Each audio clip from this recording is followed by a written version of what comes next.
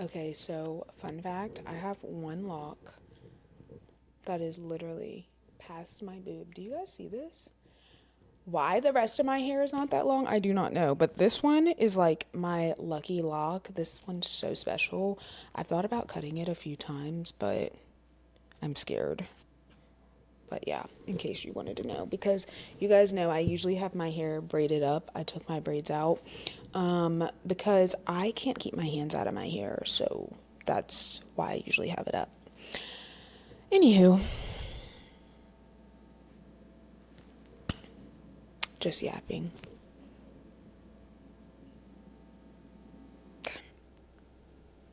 So I be on here, I be seeing the girls saying stuff like, the problem is y'all not categorize your friends. The real problem is y'all think that that's actually a concept. That's why y'all be in the situation y'all be in. There is no such thing as categorizing friends. It's not. If you have to only be friends with a person in specific environments, that is not your friend. Right? Let me give you an example. When they be like, oh, your club friend, that means she's only your friend in the club settings. That is not your friend. The true definition of friendship is a person you can do any and everything with. This is someone who has your best interest at heart. They're there for you in a time of grief, sorrow, you get married, you have a baby. Like, they're there for everything in your life, right? At least they want to be anyways, right? They have the desire to be. But if you're saying like, oh, well, this is only my friend for the club, this is only my friend for church, y'all are not friends. This is why y'all be falling out of Miami, because y'all, this is my traveling friend. It's no such thing. If a person is your friend, then they're your friend in general, as a whole, all across the board, in totality. You get what I'm saying? If that's only your club friend, or if that's only your party friend, or if that's only your church friend, that is an associate. That is an acquaintance. Okay? All right, well, that does it for that. All right, ready and action. Hey guys, welcome back to the Subjective Podcast. I'm your host, Danielle, and today we actually really do have a special episode. I'm actually really excited about this topic today. But before we get into all of that, you guys know what I'm going to say. First and foremost, if you have not watched the latest episode where I am talking about being justice minded and not always remembering your sources, go watch that episode. I think it's a good one. Also, in that episode, I talked about creating like a community receipts folder, and I actually, in my link in bio on Instagram and probably in the description of any episode that you look at, I did link all of my favorite sources and resources that I use to do any type of research on what the heck is going on in the world. So check that out. And if you guys have any recommendations for me, feel free to send them over.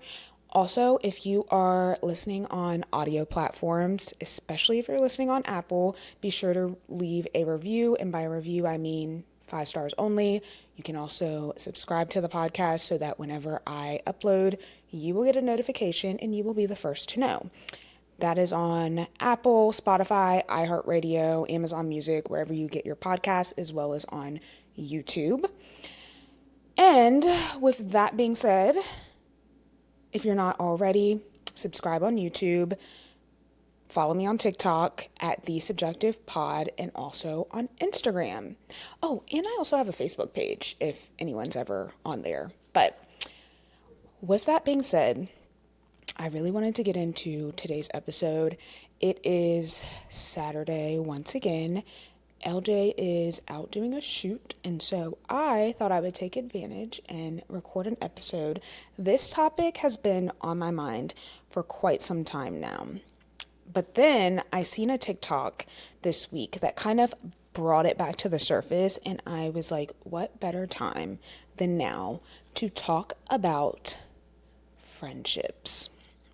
Now, this is not going to be the regular friendship type of episode. We're not just talking about what a friend is, what's a good friend, what's a bad friend. Those are all very important topics, but that's not what we're here to talk about.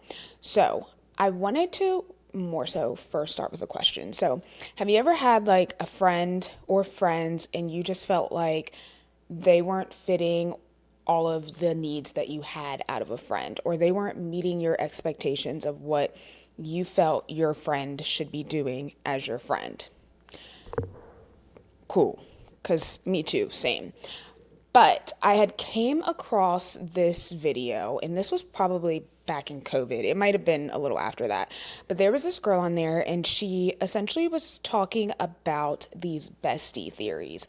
Now, I won't lie, I don't know like her background or any of those things. I seen the TikTok, I went down a rabbit hole, and then things just started to click for me.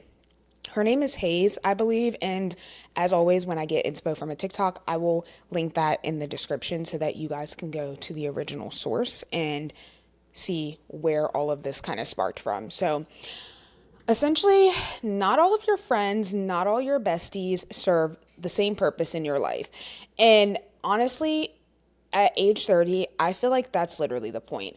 I think one of the biggest mistakes is expecting one friend or one person to be everything for us at all times, forever, for the rest of our lives. I don't believe that we're meant to have millions of friends, but the ones that you do have should be very intentional and they should serve a purpose in your life.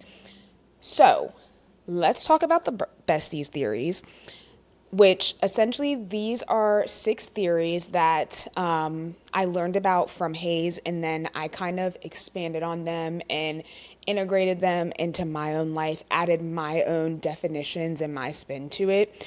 And these bestie theories essentially help us see that we have different friends for different purposes.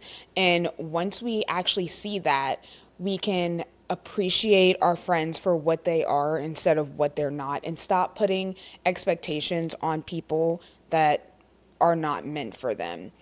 I think, especially in friendships, we can put a lot of pressure on one single best friend to be everything. And so, let's get into breaking down these bestie theories, okay? So, I wanted to start with the first bestie theory, which is essentially your North Star bestie. So, when you think of your North Star bestie, this is essentially what you would think of when you're thinking of your best friend. Like, you have one best friend and you would think of your North Star bestie. So this is kind of like your emotional anchor. This is the friend who truly gets you, gets all aspects of you, and they want the best for you. They are more about your present life versus your future, and the future person I'm talking about is going to be the OG bestie, but we're going to talk about them in a second. So this person, they accept you for who you are. They encourage you to be your authentic self. They don't judge you. They essentially provide like a sense of grounding, reassurance. They guide you through life's ups and downs. They're there for you through any and everything. And they guide you back to yourself. So when you're lost, when you're sinking, when you're depressed, when you're doubting yourself, like they're the friend that's going to be there to encourage you and help you remember who you are and what your purpose is. They are going to know what to say, and more importantly, they're going to know when to just listen. They are typically very aware of what's happening in your life, and they don't essentially need constant updates, but you guys are usually in contact a lot, and so they do get updates. And so that leads me into the OG bestie. So, this is going to be like your original, your ride or die bestie, your first bestie. This is going to be the person that knows your roots, your rocky eras, your turning points, all of the things. They are ride or die, maybe from childhood. You guys have a long history. And so, when I was talking earlier about your North Star bestie, who's more about your future, and your OG bestie is more about your present, but they can also come into your future as well. And so I really think of this best friend as the one who is being very rooted in your history. You guys have a ton of shared experiences and life experiences. They have been with you through thick and thin. They understand your background. They don't need constant updates, but also when you do update on things, you don't have to go and give a recap or provide context for things because they have been there for so long that they already have the context. And now whatever update you have is just adding to the previous stories that they've already known.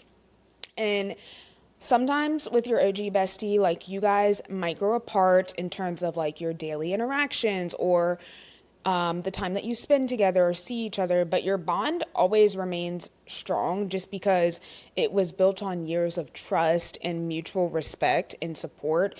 And they oftentimes actually can or were your North Star bestie at one time, and they might actually still be your North Star bestie. Like with these theories, one person can be more than one thing, but the idea is that you shouldn't expect everyone to be everything.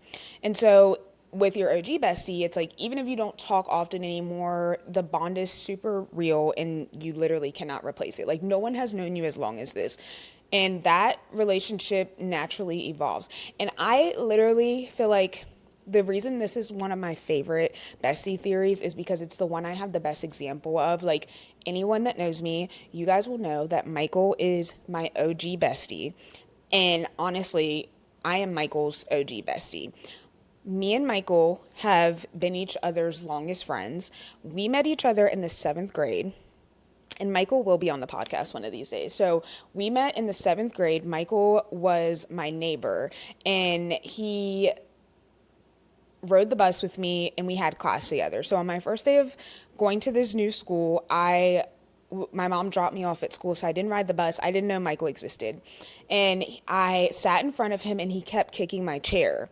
And so I got smart with him and I was like, why are you kicking my chair? And then he got smart back with me and it started off bad. So we go through school the whole day and then we get on the bus and we're like, what the fuck? We ride the same bus. We're on the bus, and then we realized we live in the same neighborhood. And we were inseparable since then. Like, we went to middle school together, we went to high school together, we went to college together. We have lived together as roommates, and now we are still best friends. And obviously, we've had ups, downs, all of the things, but like, he's the one friend that we will never stop being friends. And it is honestly like one of the most comforting experiences of an OG bestie is that kind of what I was talking about earlier. He knows everything about my entire life, my family. Like when I met Michael, my little sister was a toddler and she is now a full grown adult. And when I met Michael, his sisters were in elementary school and they're now full adults. One of them is a parent. And it's so mind blowing to think, but like, there is so much context there, and so it's always just so refreshing. Like whenever we talk, we get to update each other on like life and things that are going on with our families, and we just get to add to it, and we get to just talk about our family and people in our lives with no context because we already know each other and know everything so well. We've been through so many things together, and it's just one of the best feelings. And I think also one of the best things is having a friend that's your OG bestie. They're your original ride or die best friend, and they see you through so many different changes and transitions in life, and like they still love you and they still accept you and they're still your friend and they don't stop being your friend. And so obviously this is the one that I feel very passionate about. But again, your OG bestie can be your North Star bestie, and they can also not be your North Star bestie. Like they might be someone who's still your friend, you don't talk as much, but they're still there. With Michael, we still talk basically every day. So still North Star and OG bestie. And also with all the rest of these bestie theories, like people can be in multiple categories. So let's move on to the next one. And this is going to be your dead body bestie. So this is the no questions asked friend. They are TTG, ready to go when you call them. They're the one that you're going to call when life gets chaotic. When shit goes left, they are going to be the person who you call when you get yourself in some shit. They're not going to ask questions. They're going to help you hide the body type of friend, okay? This is the friend that you can trust with like your deepest secrets, your darkest moments, some shit that you've done that you probably shouldn't have done. You can trust them with those secrets. They are the person who's going to show up during the shitstorm. They're not going to have judgment. And like I said, they're not asking questions. If you say, hey, it's me, we need to show up to this man's house because he's cheating, he's going to be there. Okay? She, her, whatever. And the dead body bestie often overlaps with another role as well. So like your OG bestie, your North Star bestie. When it comes to Michael, and as I'm like going through these, I'm like, oh yeah, he's that too. We've done things like this. We've gotten ourselves in some dead body bestie situations, not necessarily dead bodies, but we've had these things happen. And despite, potentially, again, like maybe you have drifted apart over time, but your bond still remains strong. And it's rooted in this mutual understanding of unconditional support. No matter what you do, I'm going to be there for you.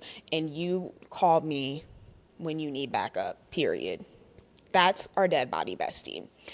And then we move into our good time bestie. This is the adventurous, fun friend.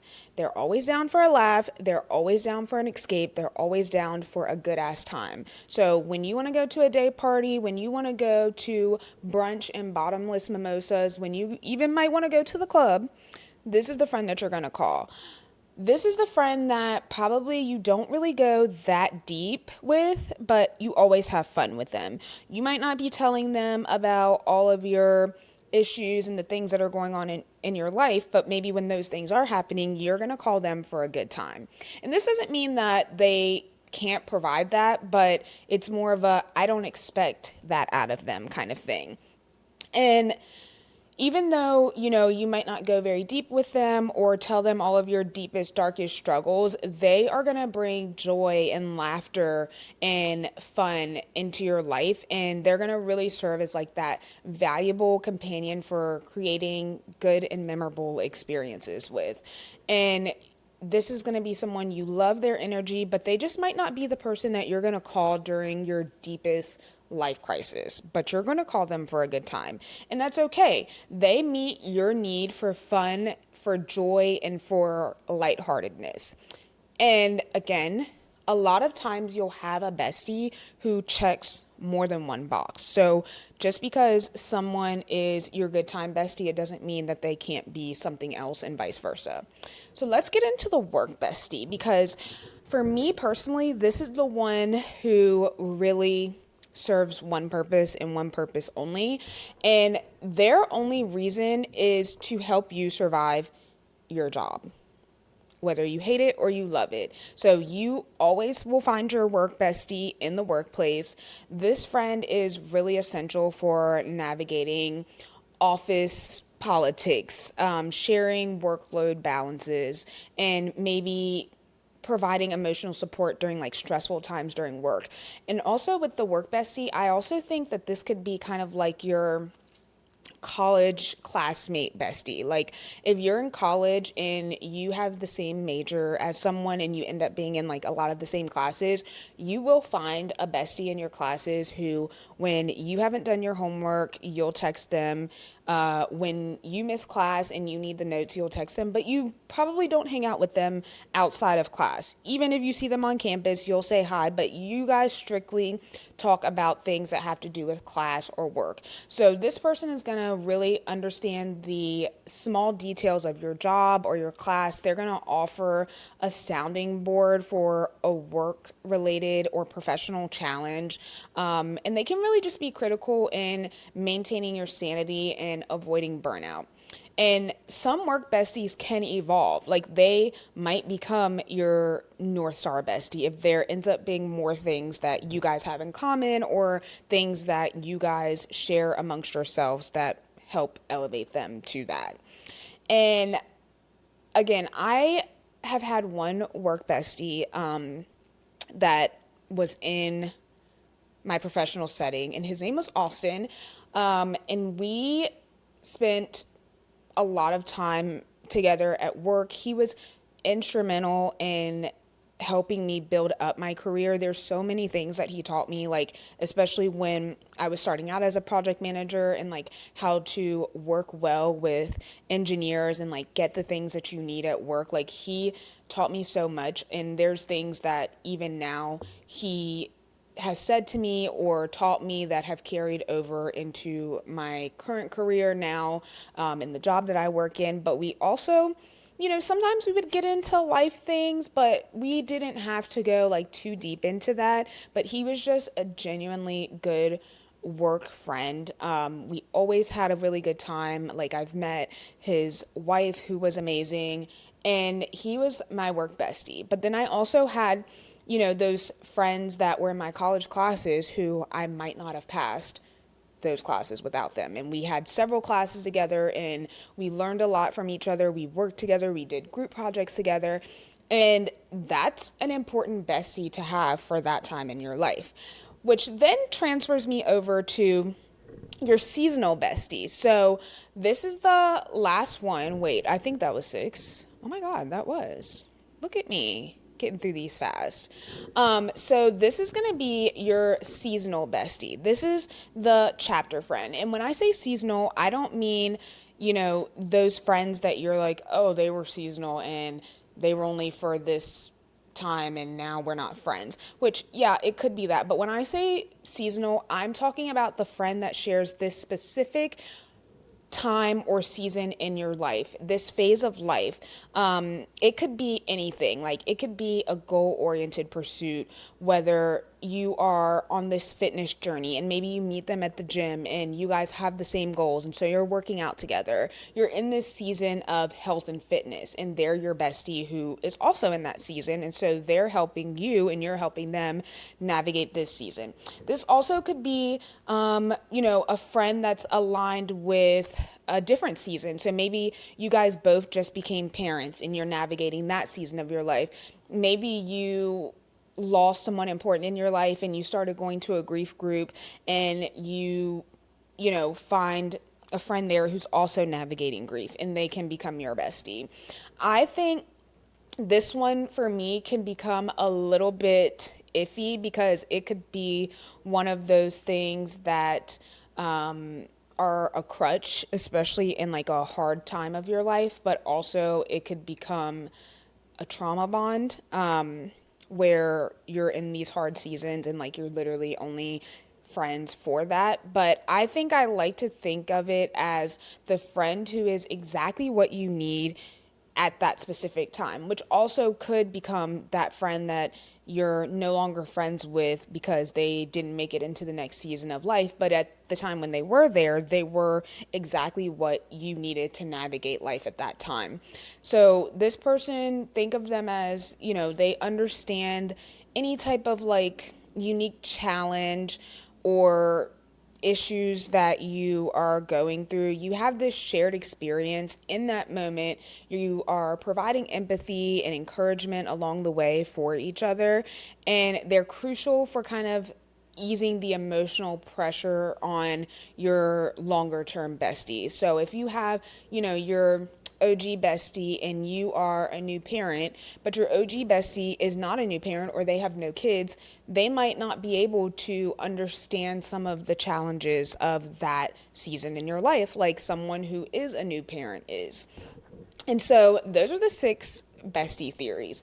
Now, I think I've already made it very clear that you can have one bestie who fits into multiple categories, and you can have a bestie who only fits into one of these categories, and that's okay. The whole point of this is that it's a structure more so for you to figure out where people stand in your life and like what their purpose is. Everybody's not meant to do everything.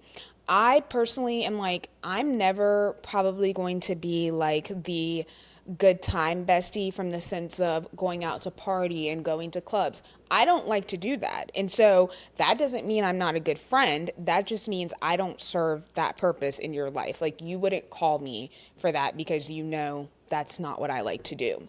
And so I also just wanted to talk more because, again, this is a theory and this is something that it might not work for everyone. And it's also not meant to be this way of putting people in a box. So people can evolve, they can change, they can outgrow one of these bestie theories. And so your good time bestie might only be your good time bestie in college, but maybe eventually they evolve to, your OG bestie. I don't know. Like, everything is interchangeable and people can change the categories. And the point of changing the categories is not because, wait, Oh, okay. I thought my mic wasn't recording.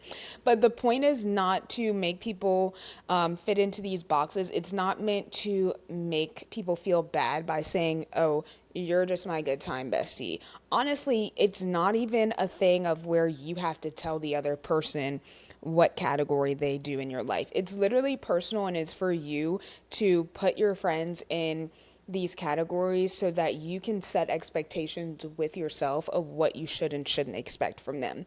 Now, I prefer to communicate, and so if I have these expectations of my friends and they're not really meeting those expectations, then I would have a conversation with them about those expectations. I think that's really important because even if we are friends or you have friends or someone's in a certain category, everyone might have different expectations of what their friend should be doing, how they should be showing up for them, how many times they should be hanging out and seeing each other, and all of the things. Like, those expectations are very different from different people. I think I'm a very low maintenance friend. Like, I don't have to talk to you every day or see you every day or any of those things. I don't require that as a friend. And I probably wouldn't mesh well with someone who did require that.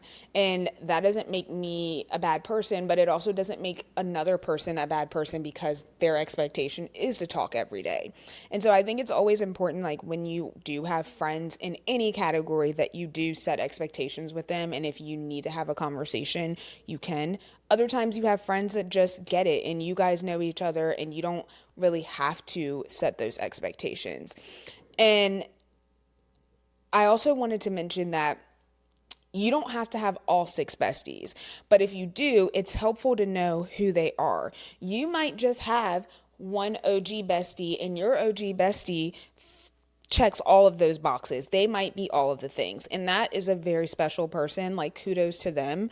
But you also might just have, you might not have, like, I currently don't have a work bestie, and I am not interested in having a work bestie.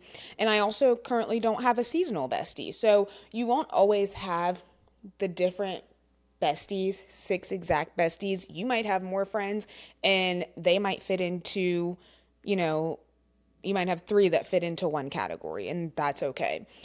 And I think I already mentioned too, like, obviously one person can play multiple bestie roles at once. And another really important part is, like, you and a friend might not serve the same bestie role for each other. And that's normal. Like, the only one that I think where you have to both serve the same purpose is the OG bestie. Like, Michael couldn't have another OG bestie unless there was someone else who came along, and I don't even know how that would work. Like, I'm Michael's OG bestie and Michael's my OG bestie, and we both serve that same purpose, but we also serve other areas as besties as well. But just because you are, you know, the dead body bestie for your friend, that doesn't mean that they're going to be the dead body bestie for you. And let me explain this. So when I think of one of my dead body besties, it is my little sister. She is ready to go on site whenever. I always say, which she's probably going to be mad if she sees this because she doesn't do this anymore, but I have never been in a fight. My sister has, and she is not scary. If I needed someone to fight with me, I'm calling my sister. If for some reason I needed to pull up on someone or I wanted to go jump someone, which again, I'm not going to be doing that at 30 years old, but this is just an example, I'm calling my sister. If I'm somewhere and somebody starts something with me or they decide that they are trying to argue with me, I don't have to say anything. My sister's going to jump into it. Period. She is my dead body bestie. However, I personally am not super confrontational, and my sister is probably not going to call me when it comes to a fighting someone, any of the things. She knows I'm super rational, and she's probably going to call one of her other friends for that. And that's okay.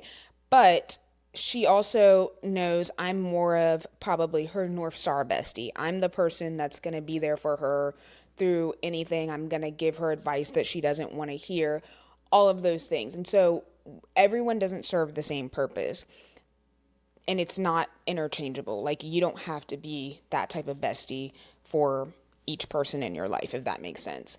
And so there's obviously a lot of different things that can complicate bestie dynamics. And it really, again, is just a tool for you to use. Like, you literally do not have to tell your OG bestie they're your OG bestie. You don't have to tell your work bestie that they're only your work bestie. And you definitely don't have to tell your seasonal bestie that they're a seasonal bestie. It's literally just for you to understand what are the things that these different besties do and what is the purpose that they serve in your life, so that when you call your Good Time Bestie to talk about some deep shit and it's not really clicking, you don't then think they're a bad best friend.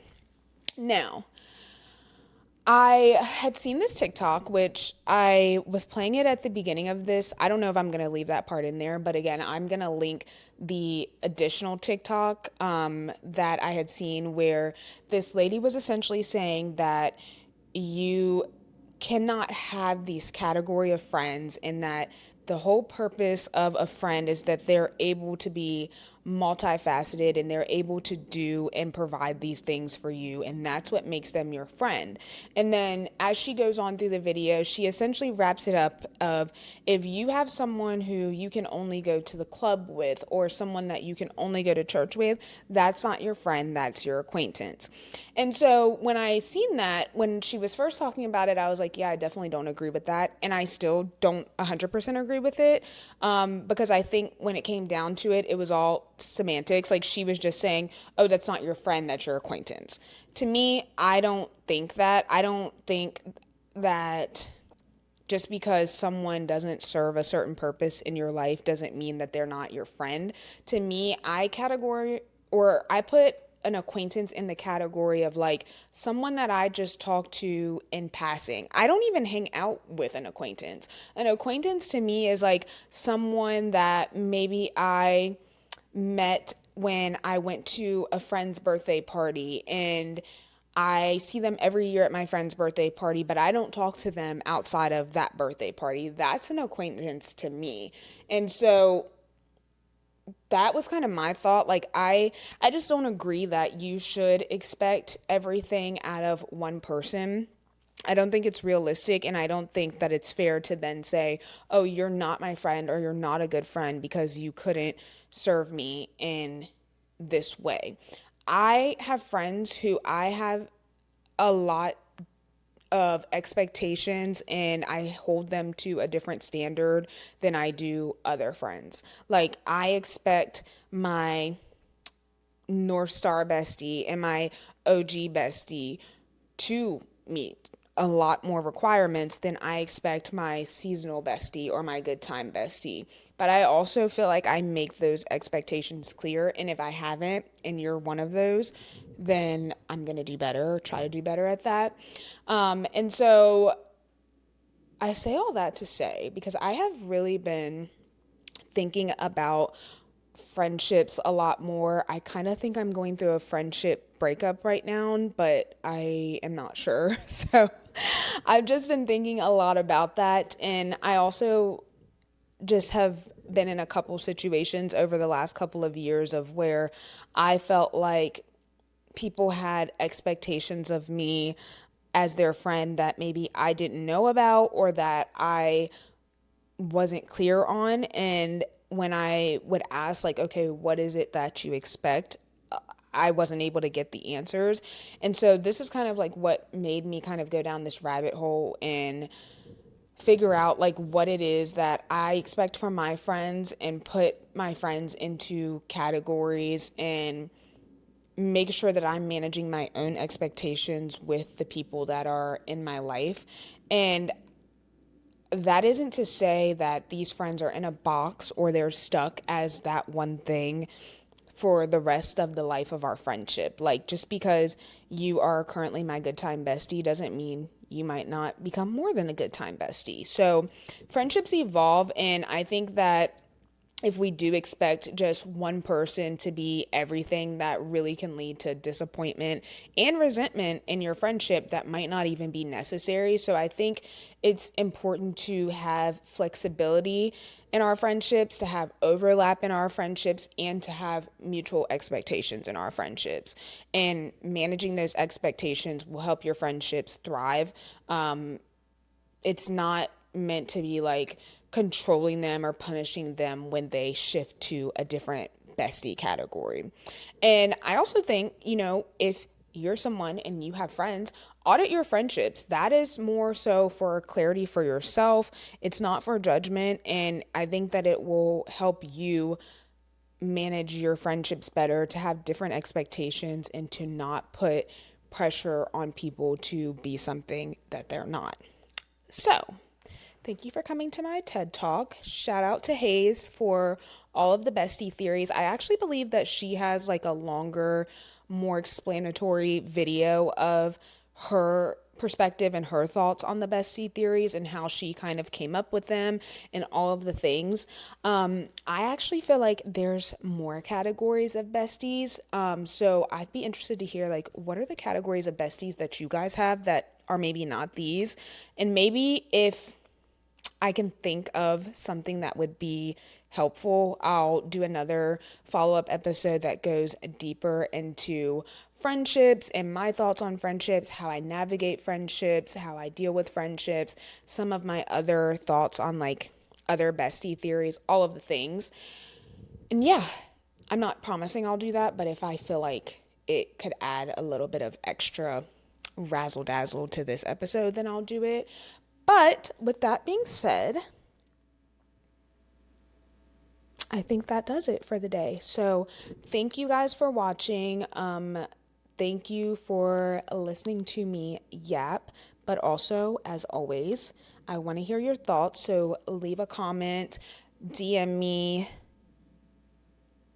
submit to what would Danielle do. That would be a really good one. Let me hear all of your bestie situations, your friendship situations, anything that you need advice on or that you just need to get off your chest. Submit it to what would Danielle do. I will leave that in the description, as I always do. I think that's a wrap. So again, thank you for watching. Please remember to subscribe on YouTube and listen on any audio platforms, that's Spotify, Apple Music, iHeartRadio, Amazon Music. I don't know. I'm starting to forget the list, but you guys know what the deal is. And if you have not already, follow on TikTok and Instagram at The Subjective Pod. I will see you guys in the next episode. Okay, bye.